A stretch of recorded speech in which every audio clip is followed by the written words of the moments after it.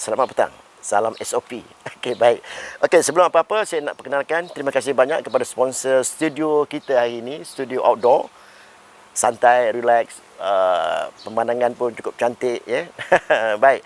Saya kenalkan kepada anda, saya Ali Yahya Al-Johari, moderator untuk program Bicara Warga Seni Kreatif Tanah Air. Dan untuk kali ini, Bicara Warga Seni Kreatif adalah sebuah rancangan talk show atau bicara santai yang memaparkan tentang perkembangan warga seni tanah air di dalam pelbagai bidang seni seperti lakonan, nyanyian, muzik dan peralatannya untuk masa yang lepas, terkini dan yang akan datang. Talk show ataupun bicara santai ini akan memaparkan perkongsian pengalaman mereka yang bergelar anak seni di sepanjang penglibatan mereka di dalam dunia seni tanah air dan seterusnya menolong usahawan-usahawan tanah air untuk memperkenalkan produk mereka oleh artis jemputan untuk kali ini. Setiap episod kita ada jemputan-jemputan artis yang lain dan kita ada produk-produk yang lain. Okay, konsep dan objektif untuk program ini adalah untuk kita memperkenalkan kembali artis tanah air yang berpengalaman. Kita akan memperkenalkan alunan bunyi muzik tradisional yang berbeza dan unik. Kita dapat mempelajari setiap episod, kita banyak mempelajari bagaimana berkongsi pengalaman bersama dengan mereka. Okey, baik. Saya perkenalkan tetamu untuk rancangan kali ini, talk show. Saudara Yang Kasim dan saudara Pesha. Okey, kita akan bermula dengan saudara Yang Kasim. Ya. Boleh yang ceritakan sikit bagaimana yang mencuburi bermulanya Yang Kasim. Sebelum tu kerja apa, lepas tu terlibat dalam bidang sini. Cerita sebelum tu. Okey, nama saya Yang Kasim. Saya dah berkecimpung dalam bidang industri perfilman ni hampir 30 tahun.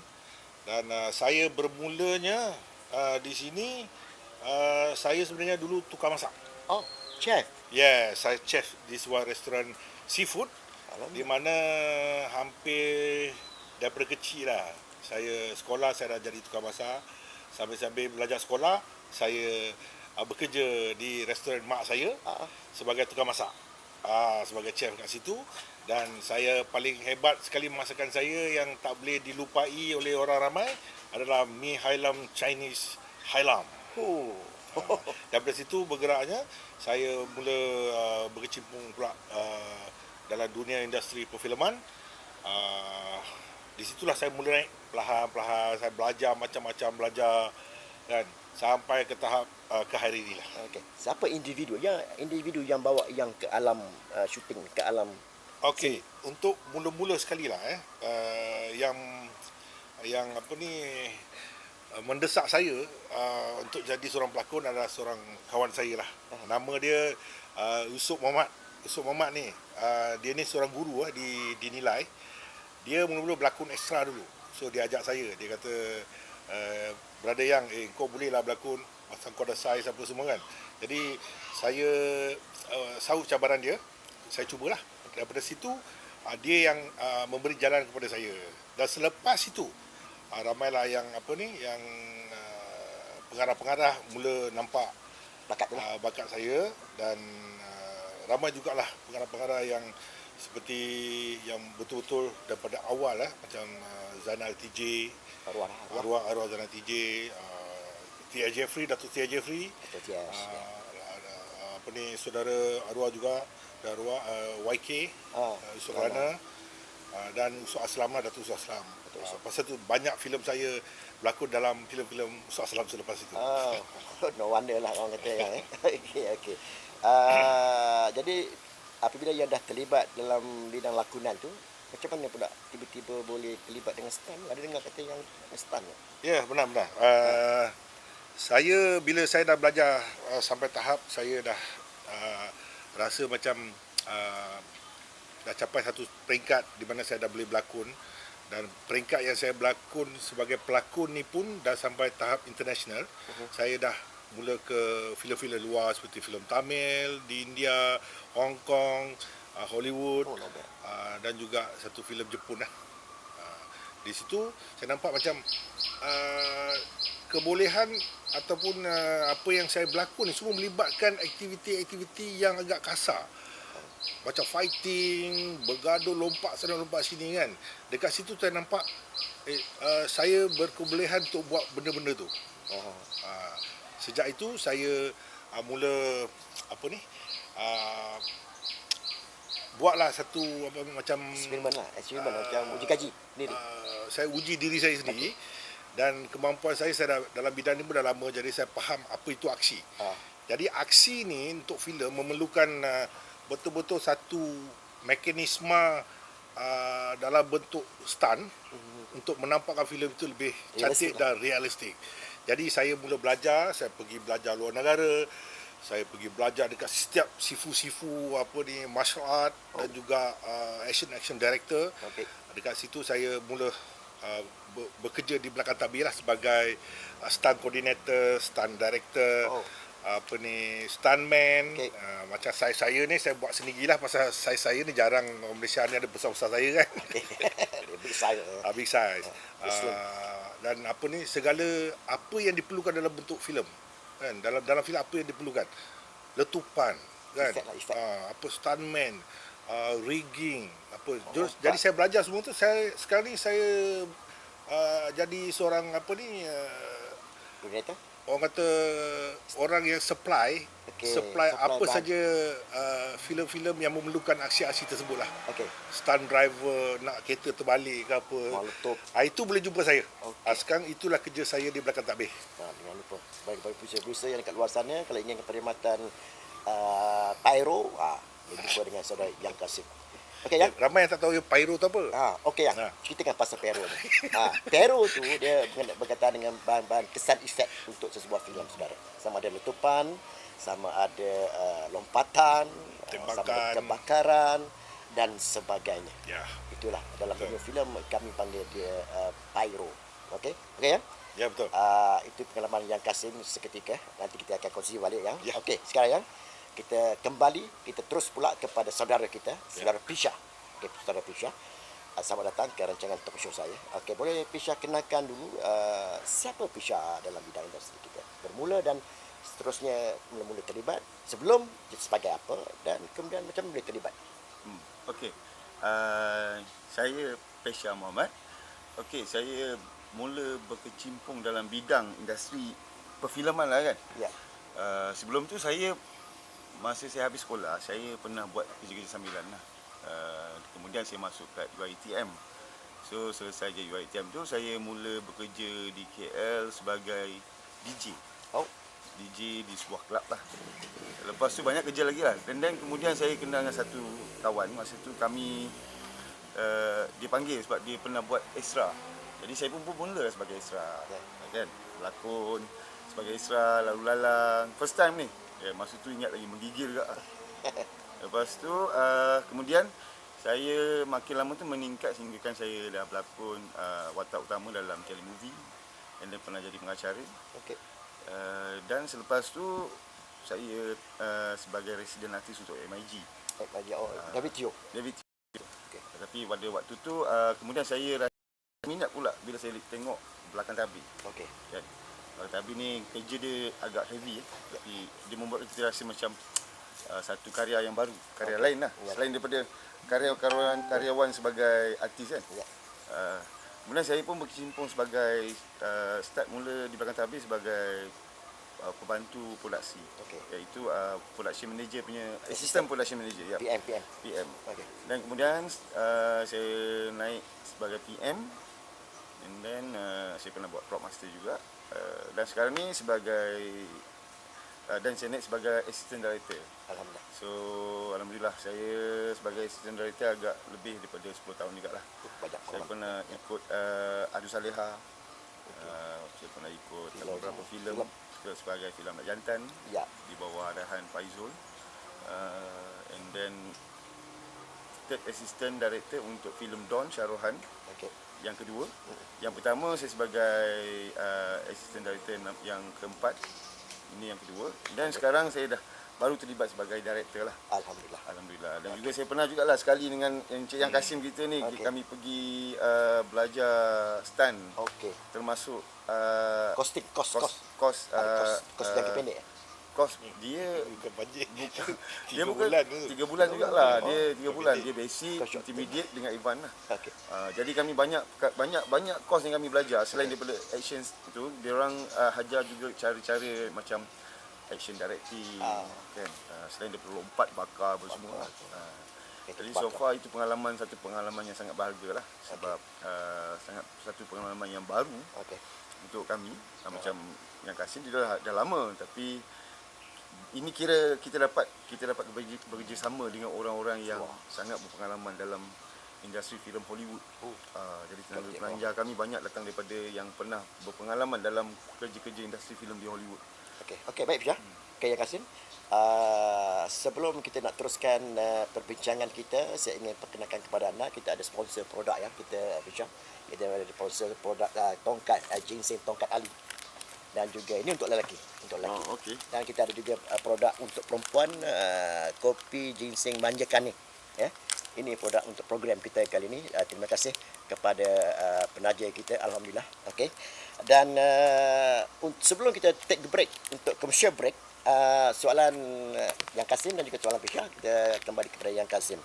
Okey, Yang, harapan dan apa harapan yang terhadap industri kreatif kita untuk di masa hadapan? Kita beri yang Pendapat saya lah, dalam Malaysia ni, industri kita, iaitu industri perfilman kita lah. Okey, kita punya industri ni agak dia punya status level di mata dunia setakat ni, apa pandangan saya adalah ianya terletak di middle, di tengah-tengah. Kan? Disebabkan kita masih lagi tak expose. Kita tak expose betul-betul lah. Itu di sini saya nampak macam kita industri kena buat sesuatu lah untuk expose produk-produk kita, filem-filem kita ni lebih jauh, lebih jauh dia pergi, lebih banyak lagi peluang untuk kita mencapai sesuatu yang agak tinggi, seperti mana boleh masuk dalam festival-festival luar yang banyak filem Cannes, Oscar, terutama yang jadi rebutan satu dunia adalah Oscar. Kalau kita dapat buat banyak filem, insya-Allah 1-2 mesti masuk punya kan. Tapi kita tak ada buat filem-filem yang besar-besar. Kita cuma buat filem ala kadar. Dan kita market dalam sendiri kita buat untuk negara kita sendiri je. Cuba kita bayangkan supaya kita buat besar kan. Tapi bukan senang lah, orang kata dalam Malaysia ni kita nak buat besar, semua orang boleh macam boleh buat besar ke? Boleh. Tapi bajet lah kan. Dari sini saya minta semua persatuan ataupun organisasi Malaysia dan juga termasuk kerajaan lah kan, bantu industri kita, pasal di negara lain industri ni adalah penyumbang tertinggi dalam ekonomi negara dia orang. So Malaysia pun sama sebenarnya, cuma kita tak dapat sokongan padu lah, terutama daripada kerajaan lah kan, untuk membawa benda ni kan. Kalau filem main dekat luar, orang tahu tu filem Malaysia. So orang akan tanya, filem Malaysia ni mana? Kebanyakan di luar sana belum tahu lagi Malaysia tu kat mana. Boleh, saya boleh jamin. Saya pernah pergi luar negara, saya pernah tanya, do you know Malaysia? What is Malaysia? Dia kata. Sekali kan? Tapi kalau dia tengok filem, ada filem-filem kita bagus main kat sana, walaupun di dubbing ke apa kan. Dia mesti tanya, this is a Malaysian movie. Kan? Where is Malaysia? Dia akan beritahu Malaysia tu kat mana. Okey, baik. Kan? Jadi saya harap itulah kita punya industri ni, kita kepakaran dari segi kepakaran, kita ada cukup kepakaran. Kita ada DOP yang bagus, yang belajar tinggi, yang tahu sila-mula setanding dengan DOP Amerika. Orang kita ni, industri ni kru-kru, kan, kru-kru dari segi pelakon apa semua, kalau letak dekat Hollywood tu, dia boleh buat semua. Itu kehebatan lah. Dia orang belajar sana, dia orang belajar satu-satu. Kita lain. Kita kasih satu orang buat semua. Jadi bayangkan kalau kita letak saudara Pesha ni dekat di Hollywood, kan? Bukan setakat dia boleh buat direct apa-apa cerita je. Ya. Kan? Dia pun boleh berlakon. Betul ya. Kan dia pun berlakon. Ya. Kan? Ya. Daripada segi apa ni kronologi apa kru daripada director sampai ke bawah kan. Dia Technical ke production semua dia tahu. Ya.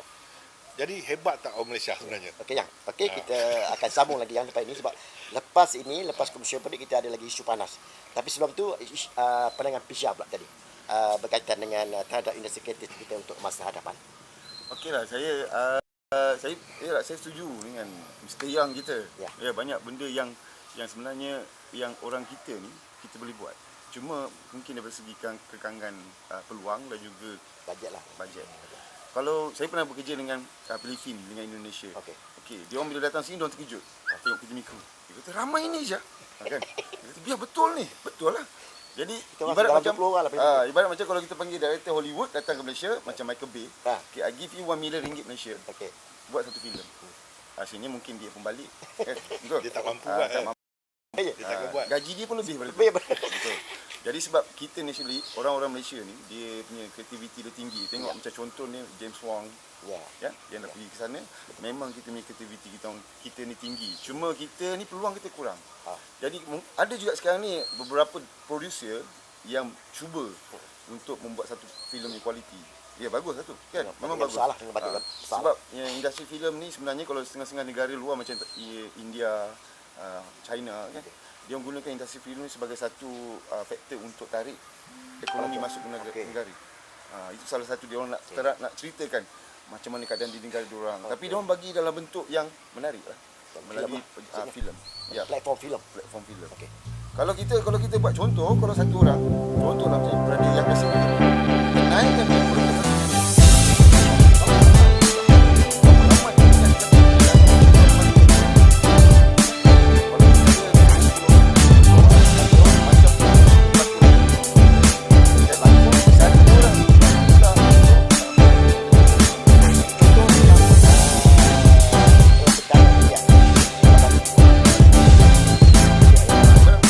Okey, cantik.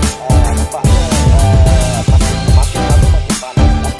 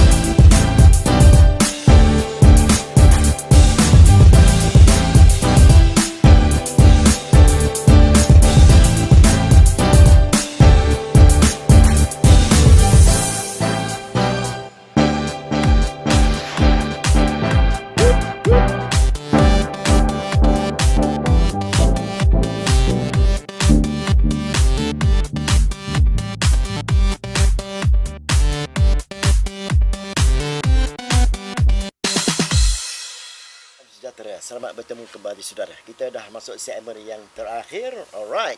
Kita masih bersama dengan tetamu kita, dua orang tetamu istimewa saya untuk kali ini. Kita bersama dengan saudara Yang Kasim dan saudara Pesha. Alright, Yang Kasim, kita dah masuk segmen yang terakhir. Alright. Soalan panas sekarang Okey, sekarang ni kita dengar gosip lah. Panas sekarang industri kita. Panas. Cukup panas, Pesha.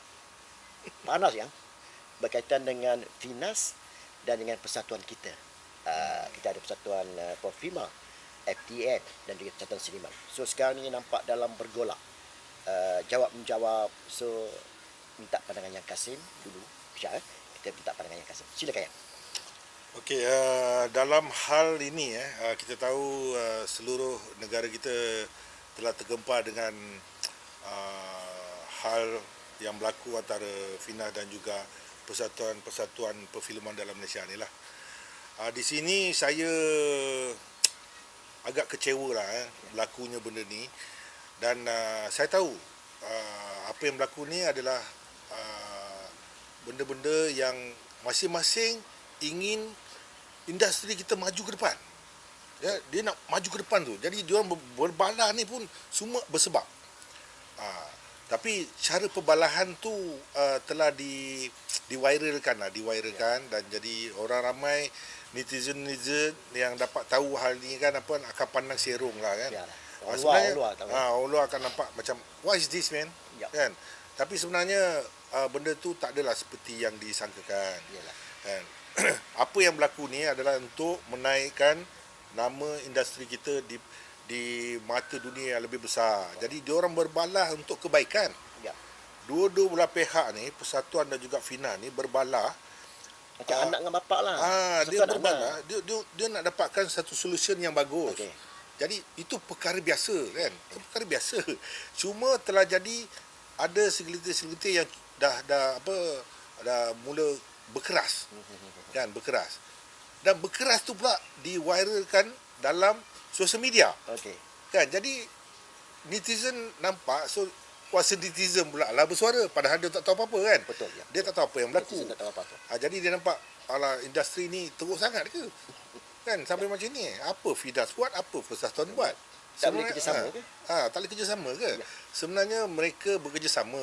Itu perbalahan adalah sebenarnya untuk mengangkat lagi, untuk menambah baikkan apa semua. So macam Finas, dia sektor yang melibatkan kerajaan, ke arah kerajaan kan.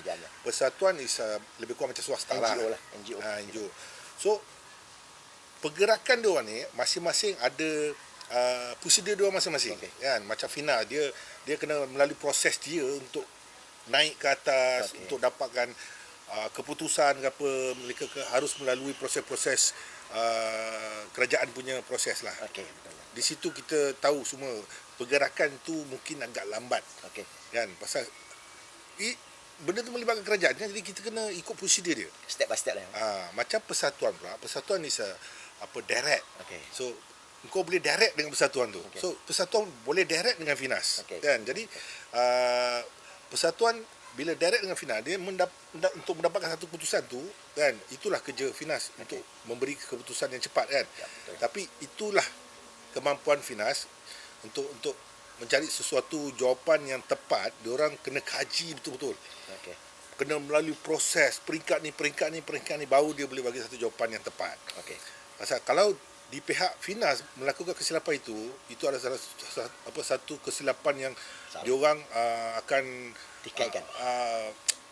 Tak boleh silap lah. Macam kerajaan, kalau kerajaan buat silap, semua orang mantai kan. Okey, bayang. Kita dengar saudara Pesha punya pandangan pula. Saya ni tak adalah aktif sangat persatuan kan. Tapi yang saya nampak lah, benda ni macam biasalah, masing-masing memainkan peranan masing-masing. Baik persatuan, baik juga kepada Finas lah. Jadi masing-masing cuba nak menambah baik keadaan industri kita sekarang. Cuma mungkin mungkin berbeza pendapat kan. Berbeza pendapat tu. Jadi apa yang saya nampak, persatuan dengan cara, mungkin mereka ada cara mereka. Yang Finas juga ada cara. Jadi cara itu mungkin ada yang tak kena pada tak dapat kata saluan lah. Tak dapat kata saluan lah. semua masing-masing buat kerja yang bagus. Ya, Kan? ada peranan masing-masing. Ada peranan masing-masing. Cuma jangan kita sampaikan yang orang-orang bawah macam ahli-ahli ke, ibarat macam gantung kat tali, tak tahu mana arah tuju kan. Baik, Syah, baik yang Okey, buat pengetahuan anda berdua, alhamdulillah. Nampaknya gosip di antara Finas dengan persatuan kita, nampaknya dah ada jalan penyelesaian. Ya, di mana baru-baru ini persatuan, yang 3 persatuan ini dah jumpa dengan Finas. So sekarang ni dalam keadaan yang cukup positif, mereka berbincang duduk semeja. Alhamdulillah. Itu yang kita sama-sama harapkan. Alhamdulillah. Mungkin doa-doa daripada ada warga seni kita dan doa daripada netizen-netizen kita. Alhamdulillah. Mungkin dalam minggu hadapan insya-Allah kita dapat keputusan. Sebab sekarang ni Finas minta ke tiga persatuan ni hantar satu memorandum lah. Mana satu kertas kerja untuk dapat kerjasama dengan Finas. Okey. Yalah, ini semuanya berlaku disebabkan tekanan COVID lah. Yes. Kalau tak ada COVID ni takkan berlaku benda ni semua kan. Semua susah. Semua susah. Apa saja di mana-mana pun semua susah. Perkataan pasal COVID sekarang ni jangan lupa. Face mask, walaupun kami di luar, kita ada face mask. Pisha pun ada face mask. Okey, kita jaga SOP kita. Jarak kita jaga. Face mask kita kena jaga dan sanitizer juga kita kena biasa jaga, jangan lupa. Walaupun dah ambil vaksin walaupun kalau dah ambil vaksin. Walaupun dah ambil vaksin. Dan sekarang ni pasal vaksin ni alhamdulillah Perdana Menteri kita orang yang pertama menyahut cabaran. Cucuk PM sekarang tunaikan janji dia. Yes, Memang PM betul dia sekarang yang cucuk. terbaik dia tunaikan janji dia. Bukan tipu-tipu main cucuk Betul Cucuk, main betul, cucuk realnya. Close up lagi. Netizen dah cakap, tipu ke sebab apa? Masa cucuk jarum tu, di jarum lain. Jarum masuk ke dalam katanya. Kita lupakan pasal tu. Okey, kita masuk segmen terakhir sekarang. Soalan cipu mas. Pesha, yang Kasim. Ya. Okey, soalan terakhir yang sebelum kita penutup. Apakah pengalaman yang paling lucu yang Kasim di dalam industri yang tak boleh dilupakan sehingga ke hari ini? Yang silakan. Okey, saya ada 2 cerita yang apa mungkin ramai yang tak tahu kecuali kawan-kawan rapat saya. Mungkin kat sini eksklusif ni. Eksklusif ni kan. Yang mana kawan-kawan saya masa tu bersama saya lebih kurang ada 3-4 orang. Rakan-rakan industri lah. Boleh mention tak ya? Tak apa. So masa ni kira macam okeylah, semua orang kebanyakan orang dah kenal saya kan sebagai seorang pelakon jahat yang mana antagonis apa semualah. Jadi pada satu hari tu termasuk kawan saya ni berada di kedai mamak kita tengah berbincang sambil-sambil minum. Datang satu makcik ni. Makcik ni datang. Saya kenal, dia kata. Dia kenal saya lah. Kawan-kawan saya, biasalah dia kenal kan. Memang dia pelakon lah cik. Memanglah cik dia pelakon kan. Saya tak jawab apa. Makcik tu cakap apa tau? Saya tak kenal dia pelakon. Kan? Pula. Tak kenal punya. Saya kenal dia pasal saya tak boleh lupa dia punya mi hailam. Mi hailam dia sampai hari ni saya tak boleh lupa. Apa ni kau masak lagi ke? Makcik tanya. Kawan-kawan saya terbahak-bahak gelak kan. Ingat kena tanya pasal filem. Ingat tanya pasal apa berlaku jahat lah apa kan. Tak ada. Dia kata dia tak boleh lupa pasal dia pernah datang kedai saya di Sungai Pelik Sepang. Dia pernah makan kat situ. So dia rasa mi hailam tu adalah mi hailam yang terbaik yang dia rasa yang selama sampai ni dia tak dapat rasa lah. So dia bila nampak saya dia ingat saya. Dia ingat yang tukang masak untuk buat mi hailam tu adalah saya. Dia bukan sebagai pelakon. Kan? So kat situ. Itu satu. Yang kedua baru-baru ni saya sebenarnya tak ada gosip ke? Tak tahu lah, saya tanya orang saya ada gosip ke? Pernah dengar saya ada gosip apa-apa yang tak ada? Pernah? Saya ada gosip apa-apa dengan artis mana ke, artis luar ke, dalam ke, bogil ke apa? Tak ada. Saya pun tak tahu sebenarnya saya nak gosip tu. Saya nak gosip juga kan. Gosip yang dalam nak bukan nama tu. Tengok artis sekarang kan. Semua nak bergosip je. Create gosip. Dia create gosip lagi apa semua. Saya nak create gosip saya tak kerti. Betul. Saya cubalah kalau timbul gosip, sesuatu gosip apa kan. Kalau nak minta gosip pun rasa tak tahu lah boleh dapat tak boleh dapat gosip tu kan. Tak jadi kan. Jadi saya ini komen netizen. Dia ada satu komen netizen, dia telah viralkan satu hal saya dia. Walaupun saya tak ada gosip, saya pun macam pelik. Dia viralkan yang dia mengatakan tiba-tiba dia keluarkan gambar-gambar saya ni. Dia keluarkan gambar-gambar saya ni dalam sosial media. Dia memberitahu Kenal tak? Siapa tak kenal pelakon ni? Pelakon jahat yang setiap kali mati dia akan hidup balik. Okey. Bertahun-tahun. Kan? Kena tangkap dia terlepas. Okey. Kan? Macam itu maksud dia macam gerahas lah. Kan saya banyak berlakon gerahas. Besok dia balik kan. Mati hidup balik. Minggu depan dia hidup balik. Okey. Kena tangkap, jual dadah. Minggu depan dia jual benda lain pula. Dia jual budak pula. Itulah pelakon lah. Lepas tu dia dong wirekan benda tu lah. Tapi akhirnya si pelakon ni tak timbul-timbul. Selepas kena bunuh dengan kabali katanya. Last itu. Kembali. Memanglah masa tu saya pun dah kurang sedikit di depan kamera kan. Saya banyak libat belakang kamera. Sama saya lagi berlakon kan, tapi dia punya statement yang dia orang buat tu memang kelakar lah kan. Dia kata saya akhirnya mati pasal kabali tembak saya. Ya, kabali yang dalam filem kabali tu saya mati. Sejak saya mati tak timbul-timbul lagi. Okey, yang masa mencemburi kita. Tapi kita 2 minit lagi. Alright. Tak apa, kita next segment nanti. Okey, Pisha. Yang terakhir Pisha. Sama juga macam yang Kasim. Soalan kenangan lucu lah. Ya, kenangan lucu yang Pisha tak boleh lupakan sampai sekarang. Ceritakan. Okeylah, nak fikir banyak juga lah, tapi antara satunya benda ni dah jadi hampir 20 tahun dulu lah. Okey, masa tu saya antara baru-baru berlakon juga time tu. Jadi saya tu dapat watak kecil lah. Kan. Jadi waktu tu handphone pun tak ada macam ni, handphone pun handphone lama kan. Ya, nampaknya kita dah berada di penghujung rancangan. Alhamdulillah semua bersantai alhamdulillah hari ini. Okey, kita akan bertemu lagi sekali dalam rancangan Bicara Warga Industri Seni Kreatif bersama dengan jemputan-jemputan artis yang lain pula insya-Allah, dan mungkin juga kita akan jemput kembali yang Kasim dan Pesha untuk kita berkongsi lagi pengalaman mereka yang lain. Okey, yang 10 second harapan dan untuk peminat yang Kasim. Mula dengan yang Kasim. Saya di sini ingin memberitahu sekiranya ada mereka-mereka di luar sana nak libatkan diri dalam dunia industri perfilman ni, jangan rasa malu-malu. Itu adalah satu pantang yang utama untuk jadi seorang pelakon, dan jangan kecewa bila sekali anda buat, anda gagal, anda cuba lagi. InsyaAllah akan sampai ke tahap yang anda akan cari. Okey, terima kasih yang Kasim. Pisha, 10 second. Okey, sama juga lebih kurang kepada siapa yang berminat untuk berkecimpung dalam bidang industri perfilman ni, baik nak jadi pelakon ke ataupun belakang tabir, buatlah kerja dengan bersungguh-sungguh dan usaha tu kena ada. Kalau kita tak ada usaha tu, kita tak akan sampai mana-mana pun. Jadi kepada yang nak jadi pelakon tu, jangan lupalah kalau buat tu biar sebab minat, jangan sebab nak glamour je. Alright, Pisha yang kasih terima kasih banyak. Kita nak tambah sikit pasal yang khusus. Okey. Lagi tu kami berdua ada buat perancangan untuk insya-Allah kalau Covid kita tak ada, sebab kita ada buat perancangan untuk khusus STAN, yang di mana kami akan buat beberapa course di beberapa tempat di tanah air ni, dan kepada siapa yang terpilih dalam 10 orang tu kami akan bawa di LA, sambung belajar di LA, kemungkinan besar di LA. Nak kontak siapa? Jadi kalau bicara ni pergi ke, boleh hubungi saya lah, ataupun boleh kontak saya ataupun YouTube. Selalu rajin nama phone. Rajinlah tengok Facebook saya Yang Kasim, Yang Kasifu, Yang IG saya Yang Kasim, apa semua dekat situ.